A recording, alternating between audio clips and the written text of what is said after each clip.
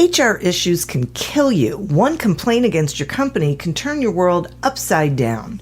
And you spend way too much time dealing with HR when you should be spending your time on making a profit. You should talk to Bambi. With Bambi, get access to your own dedicated US-based HR manager starting at just $99 per month. They get to know you and your business while providing HR expertise and the personal touch you need and want. They're available by phone, email, and real-time chat, so onboarding and terminations run smoothly. Team members reach peak performance, and your business stays compliant with changing HR regulations.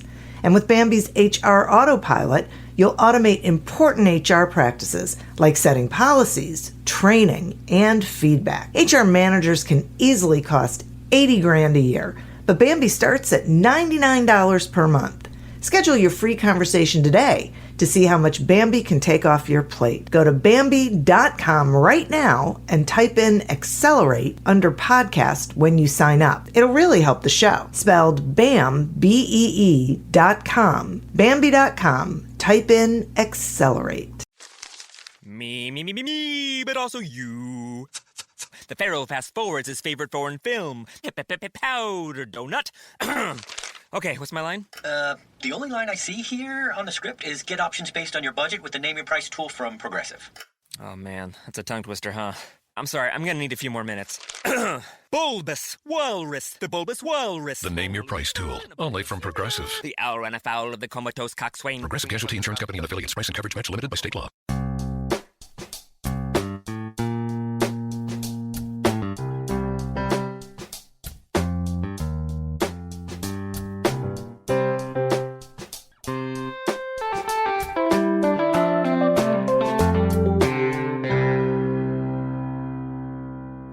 Welcome to Accelerate Your Business Growth with your host, Diane Helbig.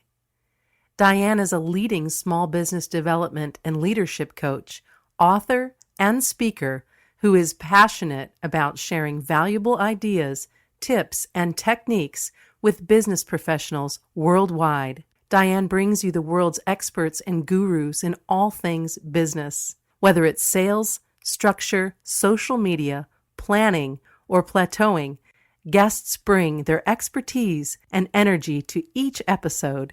When growing your business is your focus, Accelerate Your Business Growth is the show to listen to. Got a topic or guest suggestion? Let Diane know. The goal is to make sure you have the information you need to move your business forward. Thanks for joining us. Settle in and enjoy. Hey everybody, thank you so much for joining us. Today's podcast is sponsored by Audible.com. Audible.com is a leading provider of spoken audio entertainment and information. Listen to audiobooks whenever and wherever you want. Get a free book when you sign up for a 30-day free trial at audibletrial.com/businessgrowth. This podcast continues to gain recognition as a great resource for small business owners, entrepreneurs, and sales professionals. From MSNBC's Your Business to Inc.com to a whole list of other sites worldwide, Accelerate Your Business Growth podcast is enjoying inclusion on lists of the best podcasts to listen to. This is really due to the wonderful guests that I've had the honor of speaking with over the years.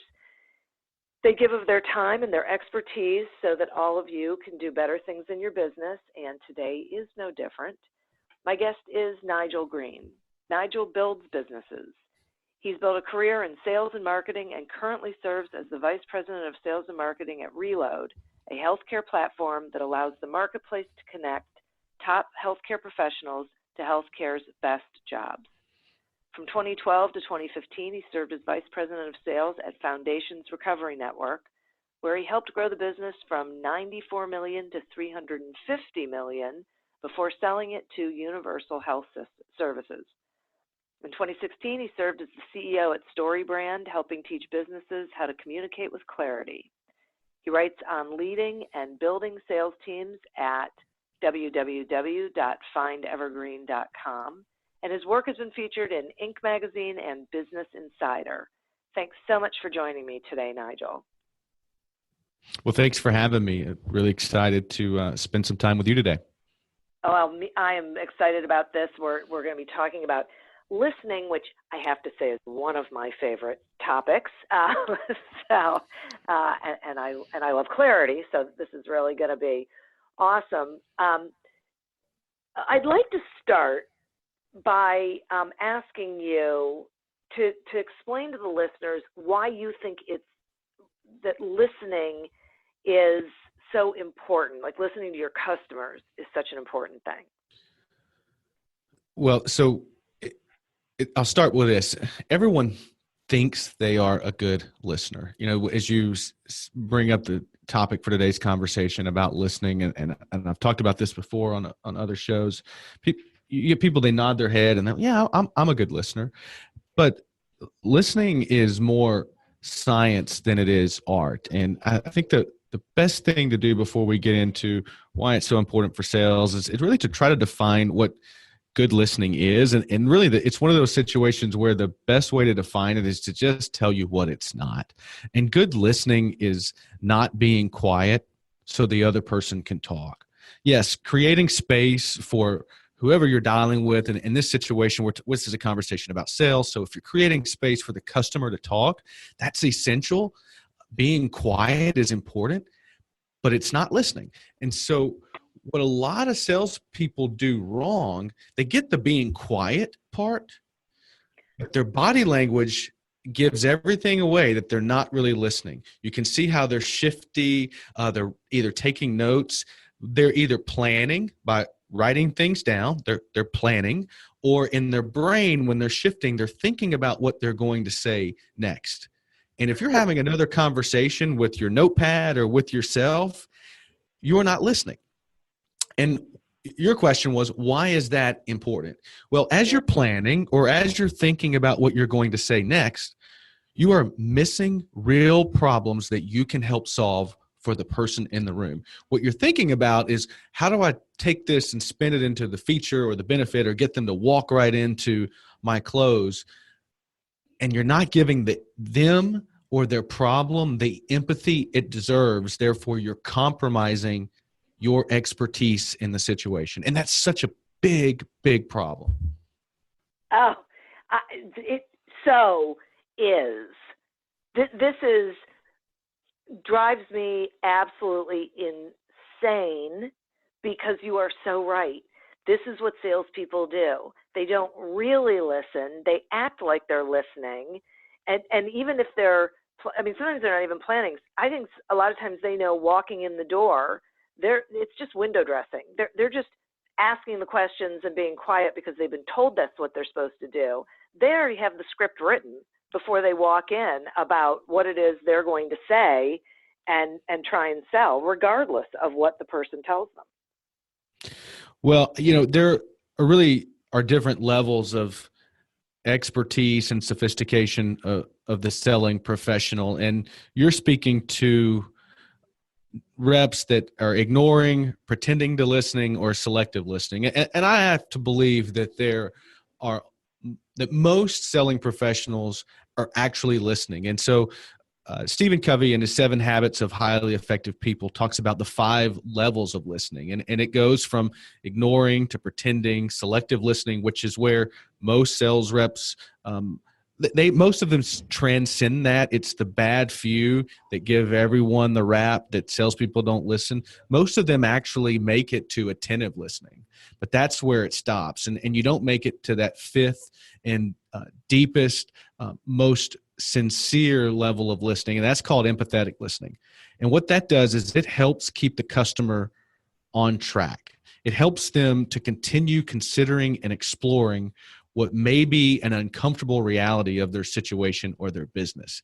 And that is the best way to pick up on empathetic listening is body language and what we call reframing. And that is when the selling professional is saying things back in a different way. Sometimes it's just affirming or posing the question of their problem in a different way that asks them to sit with it, listen to their own words, and think about their own perspective through different words.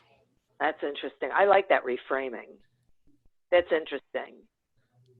So Go ahead, because this is really interesting for me, this empathetic learning, because it sounds like it's where the salesperson makes a connection with the person that they, I mean, is it that they are obviously really hearing them, but that they understand what they're saying to them, why they're feeling that whatever it is a problem?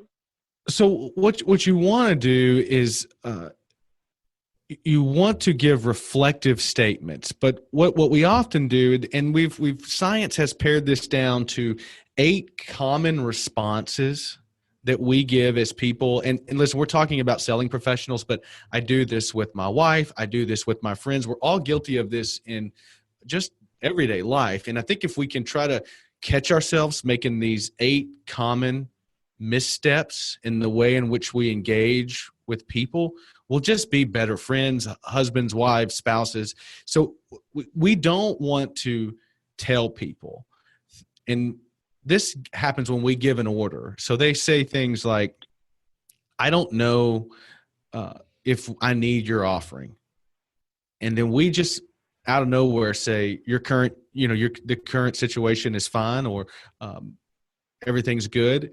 And so we just tell them something versus, and it's almost like in a leading question, and it's not helpful. What we should say in an instant like that, when someone says, I just really don't know if I need your offering. Help me understand how you considered this and got to that point. Sounds like you've given it some thought. And it just allows them to continue to explore it. Yeah, I have to tell you that one of my favorite phrases is "help me understand." It changes the dynamic in so many conversations, even between an employee and employer. Help me understand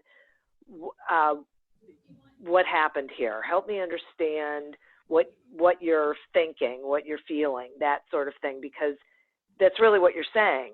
Okay, tell me more is really what you're asking for so that you can learn more.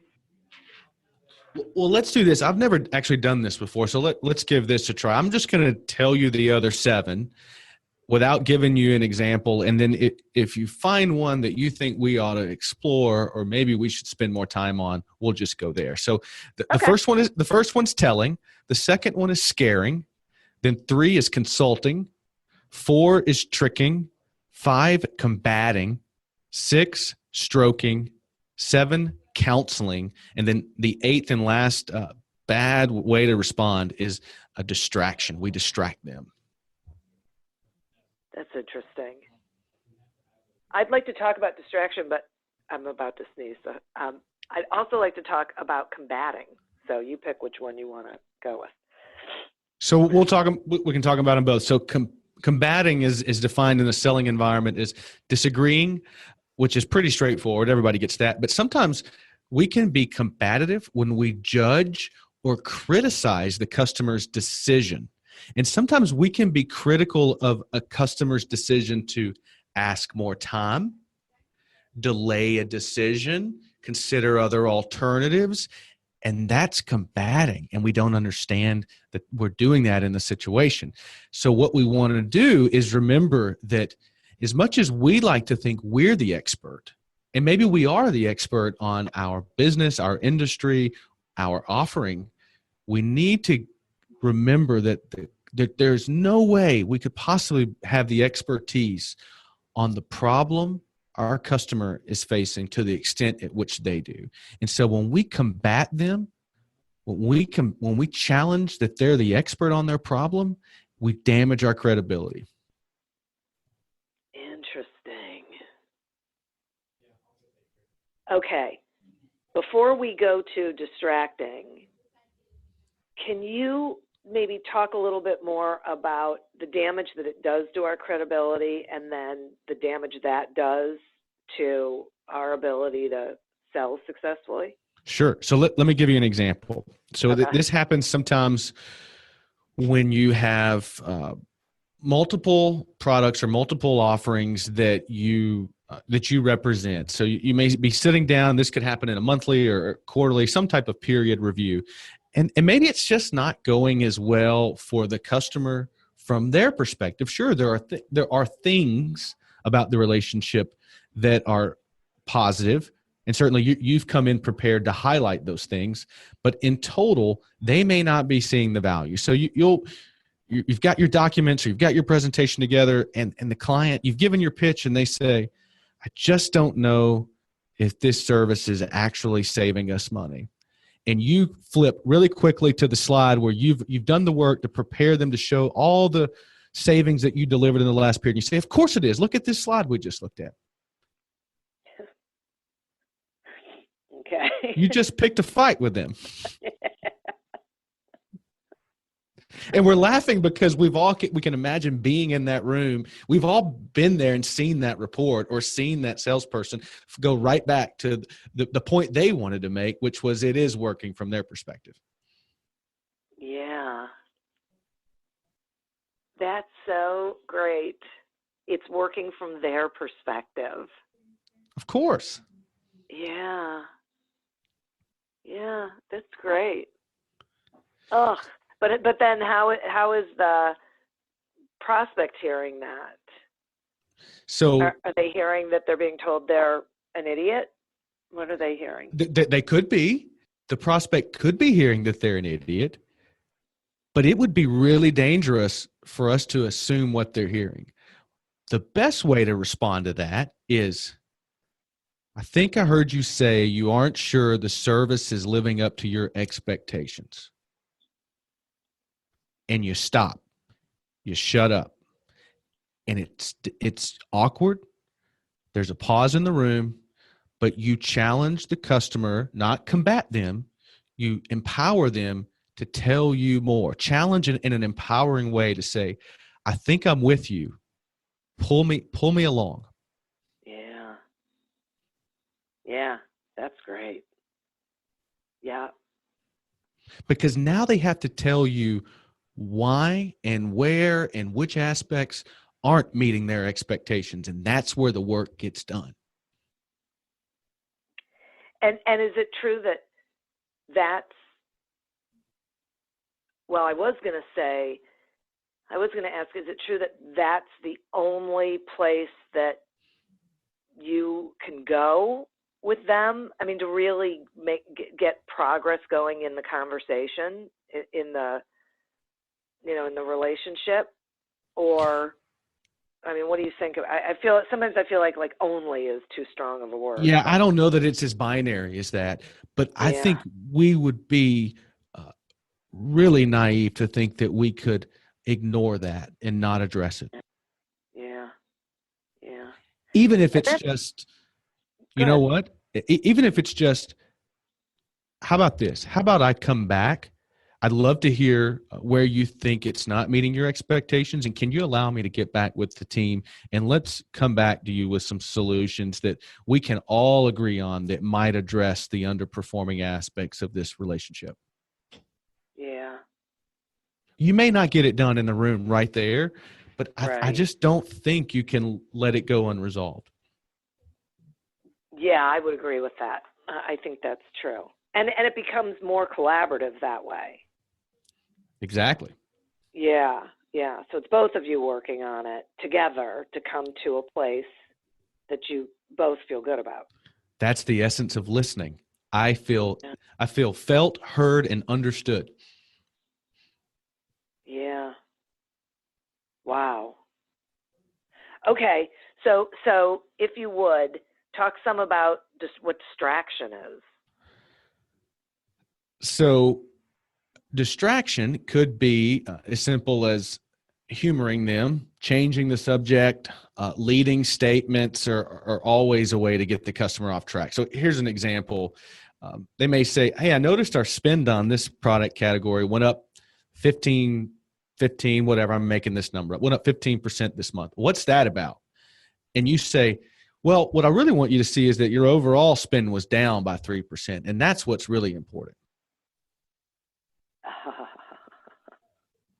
See how that's like, I'm not going to answer your question? Yeah. Yeah. So in effect, I'm saying, that's not really important. That doesn't matter. Yeah. This is what matters. Yeah. Yeah. your concern about this one spend area is not important to me, and it shouldn't be important to you, is what we're saying. Yeah.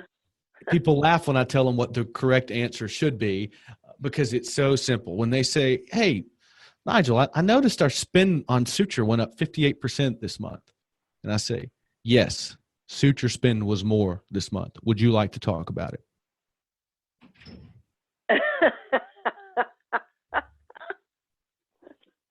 Wait, you mean having like a regular conversation with somebody?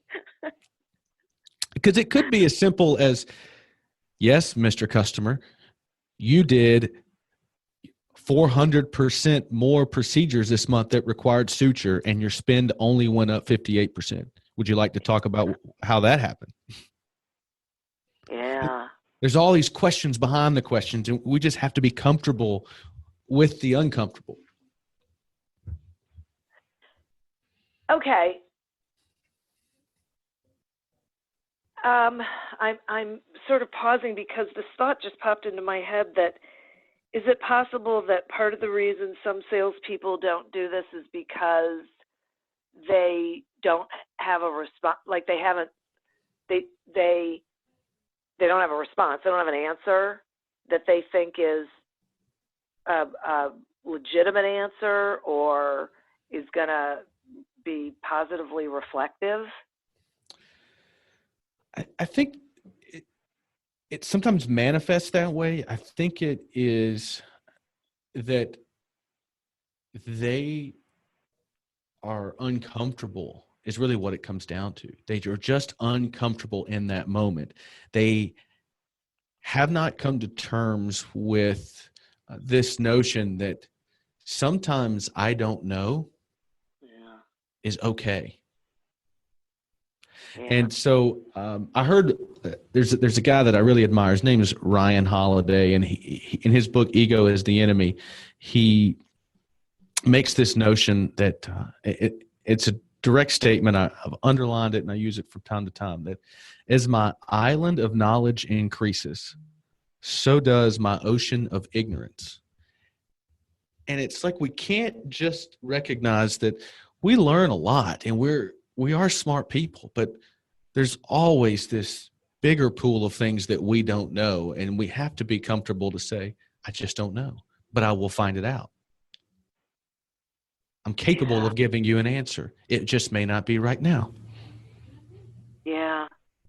Yeah. That's So interesting. we sacrifice listening to the customer and being with them, having them feel like we're in union for the sake of now or feeling the need to respond.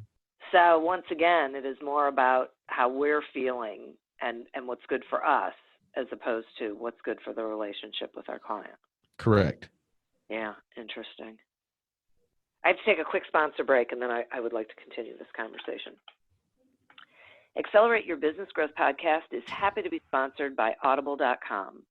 Audible.com is a leading provider of spoken digital audio entertainment and information. They have over 150,000 titles to choose from, and you can listen to them on any device, including whatever you're hearing us on right now. If you sign up at our link, which is audibletrial.com/businessgrowth, you get one free audiobook and a 1-month trial of the service. Some examples of books you can listen to on audible.com are 80/20 Sales and Marketing by Perry Marshall and The Go-Giver by Bob Berg. So visit audibletrial.com/businessgrowth, explore the books that are of interest to you, and receive one free audiobook when you sign up for the trial. Today we're speaking with Nigel Green about the importance of really listening to your customer. So if I'm a salesperson, Nigel, and I'm out there doing my thing, how do I, and I'll say I'm a bad listener, how do I identify that I'm a bad listener? Yes, it's I have some simple and practical advice for you, Miss Bad Listener. And I'll start with a question just to enforce my point. How many ears do you have? I've got 2. Okay, good. How many mouths do you have? I've got 1. Okay. So twice as many ears to mouths. Yeah.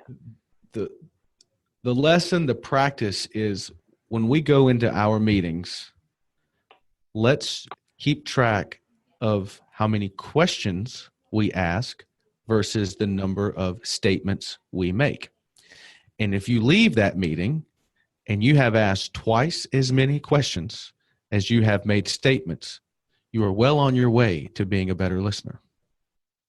That's awesome. And I it's so love that. simple. That's awesome. It's simple. Yeah. Wow.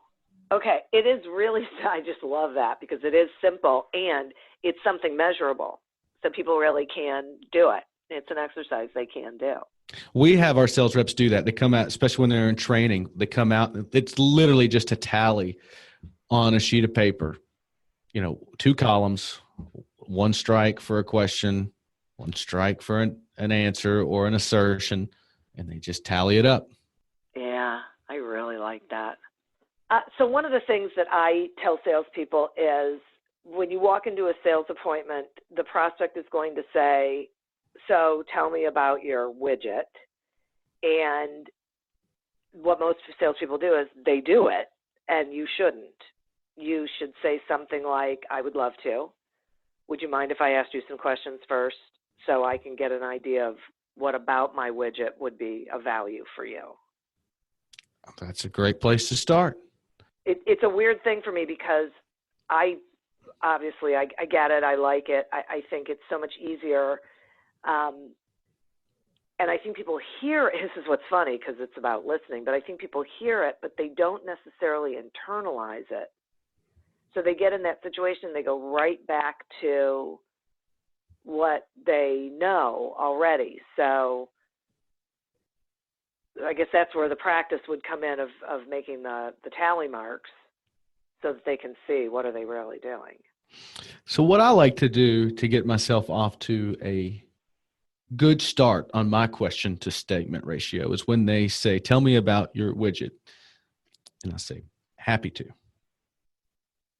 Can I ask a few questions before I get started? So that's question number 1. Can I ask a few questions?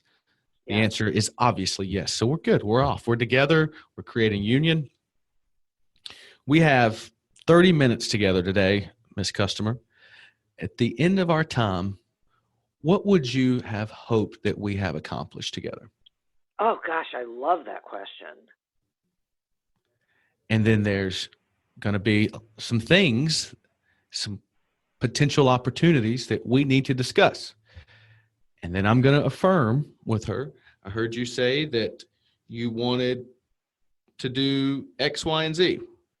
Did I hear that right? Yes. Okay, great. Another question. Good. So I'm asking these little micro commitments along the way. And what I'm doing is I'm showing to her, I'm solving her problems. I'm literally fixing it right here. She's telling me her problems and I'm committing to fixing them. Isn't that what we want in a selling professional? Someone that's going to fix my problems. Yeah. You can't fix them if you don't know what they are. And so I'm getting her to tell me the problems, and then I'm going to tell her I'm going to fix them. So this may sound like a somewhat strange question, but I'm going to ask it anyway. Is there ever a point in time when a salesperson should respond to an inquiry about their product or service by email as opposed to phone or in-person meeting? Of course. Okay. Yeah. How would they do that, though? Because email gets weird, right? Because then you're writing stuff. So. Well, there's this little word I like to use. It's a 4-letter word, and it's not a profane word, so don't go there with me. But there's this little 4-letter word that I use in email all the time that implies email won't work. And the word is show. And so people say, can you tell me about this? Or can you give me or send over this PDF? And I'd say, I'd be happy to show you this. When would you like for us to get together so I can show you how I can fill in the blank or show you how this company can solve this problem? That's terrific. So if I'm hearing you correctly, you're saying that email's okay as a means of communication to get to a meeting. It is. We don't sell over the phone and we don't sell over email. Now, Okay. I say we don't sell over the phone. There are people that absolutely do sell over the phone. Most of this notion of consultative selling is done in a B2B setting. There's a lot of B2C stuff that is sold over the phone, and I'm totally with those whole warrior of salespeople out there that just they have this spirit of getting it done over the phone, and that's context. If it can be done, consumer-based products, get it done over the phone. Yep. Okay. All right. And but things are changing. Here's what I will tell you that I don't like email, but here's what I do like. We sell in chat all the time. Oh, really? Sell in chat all the time. Because the context is a little bit different. If I'm chatting with you, I'm still right here. Email is send and forget. See the subtle difference? It's still the same. It's still typing words, but the context of chat and email it's nuanced, but it's different. Yeah, I do see that. That's really interesting. And some people would prefer that. Absolutely. So that's why I say I defend email, and I meet a customer where they are. If they don't want to get on the phone, but chat's a great way for me to show you because I can navigate while we're still together. Showing is about getting us together. Okay, so it's about having a way, this is what it sounds like to me. It's about being in the moment, live, whatever that looks like, with the prospect or the customer so that you can be engaging in a real-time conversation. Correct. Okay. Yeah, I think that's really important.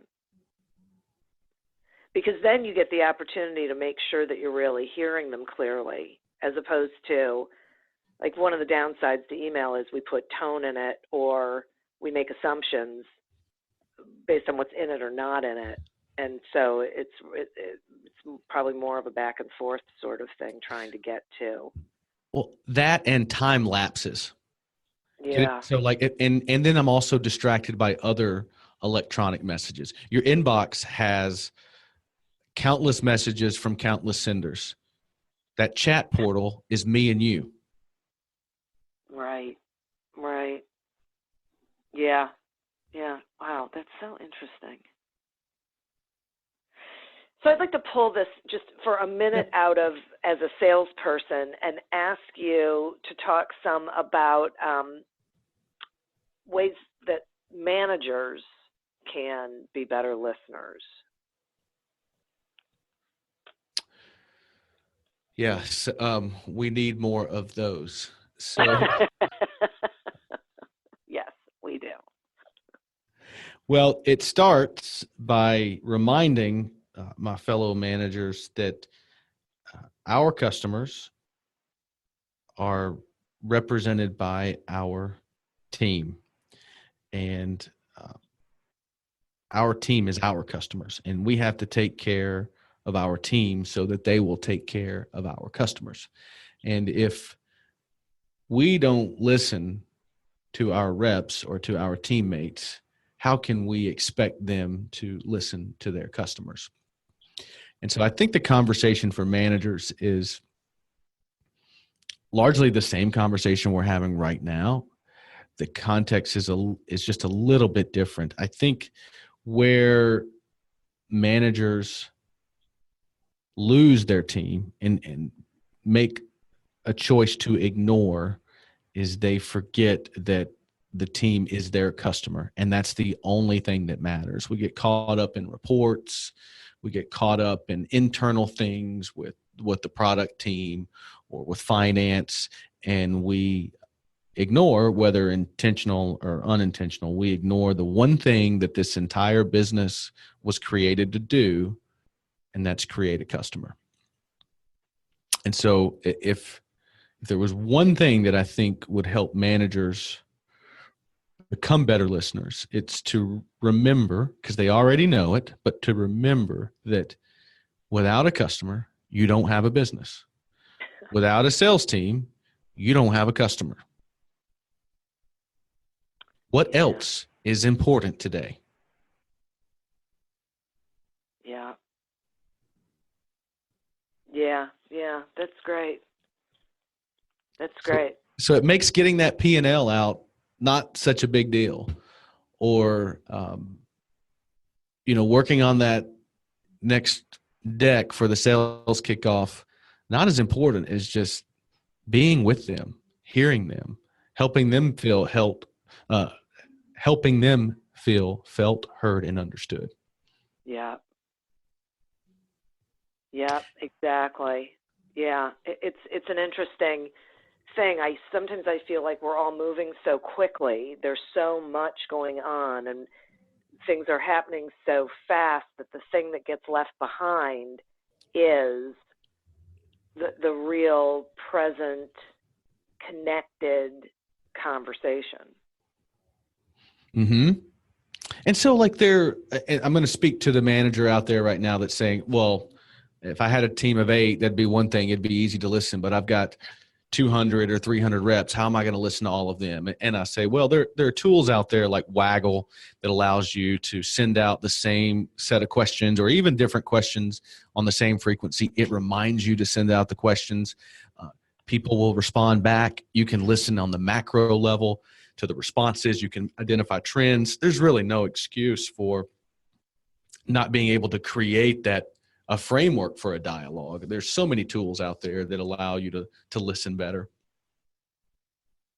Oh, that's interesting. I've never heard of Waggle. I'll have to look that up. That's interesting. So they have to have the intent first, though. They have to see the value in it and really have the intention to want to be having those conversations and see the value in it. I think intention's important, but I think, Diane, everyone's going to say, well, of course I have the intention to listen. I think it's the practice. And that's really what we're talking about here is, everybody thinks they're a good listener, but listening is more science than art. It's a practice. You have to work at it. And so it means scheduling activities on your schedule that allow you to listen, whether that's one-on-ones or surveys, or let's go get a cup of coffee, let's go for a walk. If you don't schedule it, it won't happen.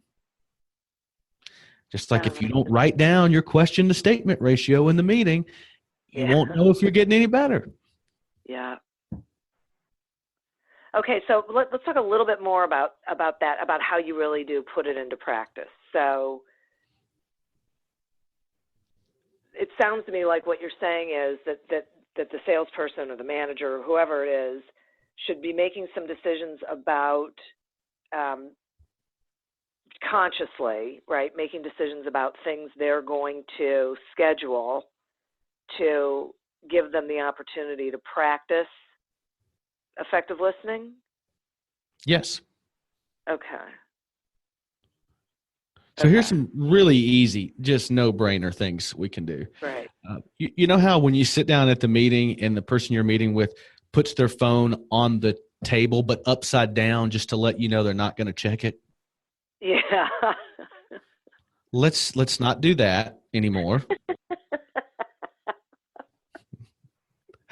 Let's leave it in our bag. Let's put it in airplane mode. So I love how people, they'll do this too. I'm going to put it on vibrate so it doesn't ring, but you can hear it vibrating in the bag. Against your... So annoying. Yeah. Yeah. So let's just put it in airplane mode. Okay. I promise you, it'll be there in an hour. I promise you. The other thing that we can do is we have this notion of an autoresponder in our email, and we typically only reserve it when we're sick or on vacation. Right. But what if your whole day is to be with meetings and you have other customers that may have a quick question but don't want to feel neglected? So what I like to do is when I have a heavy meeting day, I put on an autoresponder that says something like this: thank you for the message. I'm currently in meetings with customers, and I'm giving them the same undivided attention you would expect from me. I will respond to your message as soon as possible. If your matter requires immediate attention, then please call or email this other person. Wow. That's sweet. I love that. Just the notion that you've put that autoresponder on gives you, I think it creates the space for us psychologically and emotionally to know that I don't have to look at my email. Right. I just don't have to. It's there. It's going to be fine. Because you communicated with the person. You let them know that you got the message. Because isn't that usually the problem, is that people email you for a reason, and then when they don't hear from you, they wonder, did you get it? Are you paying attention to it? Do you care? Or are you listening? Yeah. And so that autoresponder lets them know, I'm listening. I'm just listening to something else right now too. I hear you, just not right now. Right. Right.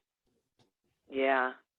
And it's also a confirmation of your commitment to being present with whoever you are with at the time by giving them your undivided attention. Yes. And sales managers, here's how this translates to you. When you're spending a day with another rep, you've gotten on a plane or you've gotten in the car with them, don't take calls from other reps. That's the same thing as reading emails while you're in a customer meeting. Be present. They'll trust the other reps would appreciate, they understand it because they expect that same courtesy of you when you're with them. Yeah. Yeah, that's a great point. You'll be at the airport later. You'll have plenty of time to return phone calls. Right. So that sounds to me like those people also need to put that in their process. They need to say, okay, I'm going on this trip. Let me carve out time where I'm going to read and respond to emails, where I'm going to listen to and respond to voicemails. So they know they've got that scheduled, and they've got their autoresponder on, letting people know what's going on with them. So then they're like liberated. They have the freedom to just go ahead and be in the moment. They don't have that nagging thought, am I missing something? Correct. You know that feeling you get when you put on your autoresponder right before you go on vacation? Oh, yeah. You get the same feeling when you do it for a day of meetings. You really do. It's like, all right, I can just go be present in these meetings. And aren't we more productive that way in the long run? I am. Yeah, me too. Yep. Because it frees your brain. You're not thinking, you're not so focused on what am I missing? And that's what keeps a lot of us from listening, is because we're distracted. Right. We're having another conversation in our head about other things that we should be doing, and we've tuned out the customer that's talking to us right now, or the employee that really needs us in this moment. We're not listening. Yeah. This is so great. I so appreciate you coming on and talking about this, because it really is something that's fixable, something that's manageable, and so incredibly important to the relationships we have. I mean, as you said, not only in our business but in our lives. And when we can learn how to do this, it just makes I think it makes everything easier. I think it because you don't have to have repeat conversations because you weren't listening during the first go around. There's no cleanup really that you have to do.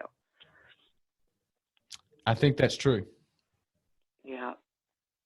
This is awesome. Will you tell my listeners, how they can find you and what you've got going on over there? And so, you can find a couple of things to support this conversation on my website, www.findevergreen.com. If you go there, /listen, findevergreen.com/listen, you can check out a long form piece of content that basically breaks down all of the 8 common responses that lets everybody know that you aren't listening, and then some really helpful responses that you could give instead of those really bad responses. And then I have a worksheet that you can download that allows you to come up and craft your own responses based on the types of objections that you typically hear. And it gives you it's a really good exercise to write down, this is what I would typically say. Is it good or bad? And which one of these 8 rules am I breaking? And then what's a better answer? And I write there about leading sales teams and just what I think is common sense, but it's not that common in the world of selling and marketing offerings. So I don't write as frequently as I used to because I'm busy building this other business called reload.com, RELODE. And we are trying to listen to the healthcare industry when they say, if we want a good nurse, why not just ask a good nurse? So we've created this tool that allows for real healthcare professionals, doctors, nurses, providers to browse open jobs and refer themselves or their friends to those jobs. And when they do, we pay them a reward. So there's no need for a staffing agency. We're saving the healthcare industry about 50%. It's a spend of, in total, the healthcare industry will spend $23 billion this year on staffing and agency fees. And we're on a mission to try to cut that in half because we believe that the good doctors and the good nurses should be empowered to find more of them. Boy, no kidding. Wow, that's terrific. Congratulations. I think that is a great thing. Yeah. Yes. Well, as I said, I will definitely say it again. Thank you for this. I think this is going to be so valuable for the listeners to really listen to a couple of times because, the first time you hear it, you pick up certain things, but you listen to it again and then going to findevergreen.com/listen to get even more information on it is great. Thank you so much for being here. And listeners, thank you for joining us. Remember, in order to get a free trial of audible.com and a free audiobook when you sign up, go to audibletrial.com/businessgrowth. Continue to prosper and be curious. And until we meet again on another episode of Accelerate Your Business Growth, goodbye and good day. At Zenni, you get the same quality frame and lens options that you'd get from an optician for 1/10 of the price, including blue blockers, progressives, prescription sunglasses, and more. The best part? Try on any frame, anywhere with our 3D virtual try-on. Zenni.com. Eyewear for everyone. Do you love news about LinkedIn, Indeed, Google, and just about every other recruitment tech company out there? Hell yeah. I'm Chad. I'm Cheese. We're the Chad and Cheese Podcast. All the latest recruiting news and insights are on our show. Dripping in snark and attitude. Subscribe today wherever you listen to your podcasts. We out.